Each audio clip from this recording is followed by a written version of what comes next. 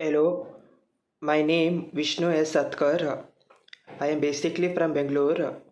I have completed my B engineering in mechanical from Maratha Mandal Engineering College, Belgaum on 2019. I do not want job in industry, so I thought to switch with IT company. So there is no way. Then I got to know about eVision TechoServe in Naukri portal.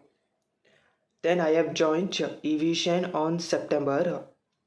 After joining eVision on September, I have learned so many things like networking and cyber security, administration, Linux, and so on.